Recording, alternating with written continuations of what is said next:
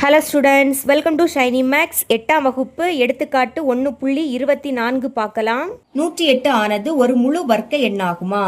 அதாவது 108 ஒரு முழு வர்க்க எண்ணான்னு கேட்குறாங்க. சரிங்களா? அதுக்கு ஃபர்ஸ்ட் என்ன பண்ணணும்னா 108 டா ஃபார்மெட்ல சால்வ் பண்ணணும். இங்க சைட்ல சால்வ் பண்றேன். 108 பாருங்க, லாஸ்ட் இருக்கக்கூடியது ரெட்டை எண். அப்ப கண்டிப்பா 2ஆம் வாய்ப்பாடு போகும். இங்க முதல் 1 இருக்கு. 1 2 விடைக்கும் சிறிய எண். அப்போ இந்த 0வையும் சேர்த்து எடுத்துக்கணும். 10 அப்படின்னு எடுத்துக்கலாம். 10ல 2 5 வாட்டி இருக்கும். 2 10, இங்க 8 இருக்கு. அப்ப 4 2 8. மறுபடியும் லாஸ்ட் ரெட்டை எண். அப்ப 2ஆம் வாய்ப்பாடு போகும். 5ல 2 2 வாட்டி இருக்கும். 2 4. இப்ப 5ல இருந்து 4 கழிச்சா பாக்கி 1. அதை மேலே எழுதிருங்க. இது இப்போ 14. 14ல 2 7 வாட்டி இருக்கும். 7 2 14. இனி லாஸ்ட் எண் 7 வந்து ஒற்றை எண். ஒற்றை எண்ணா இருக்கிறதுனால கண்டிப்பா இது 2ஆம் வாய்ப்பாடு போகாது. 27 3ஆம் வாய்ப்பாடுல வரும். அப்போ 3 எழுதிக்கலாம். எப்போ வரும்னா 9 3 27. இனி 9 3ஆம் வாய்ப்பாடுல வரும். 3 3 9. அடுத்து 3 3ஆம் வாய்ப்பாடுல வரும். 1 3 3.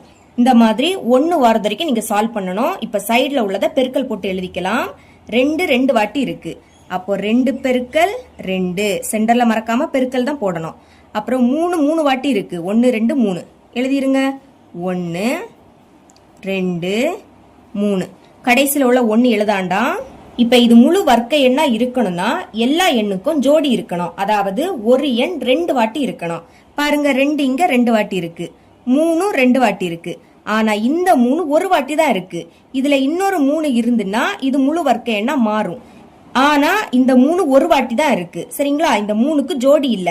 அப்ப இது முழு வர்க்க எண் கிடையாது. எழுதிக்கலாம். இங்கு பகா காரணியான 3க்கு ஜோடி இல்லை. 3க்கு ஜோடி இல்லாததுனால இந்த 108 முழு வர்க்க எண் கிடையாது. எழுதிருங்க. எனவே 108 ஆனது ஒரு முழு வர்க்க எண் அல்ல. இப்படி எழுதிருங்க. இவ்வளவுதான் இந்த சம்.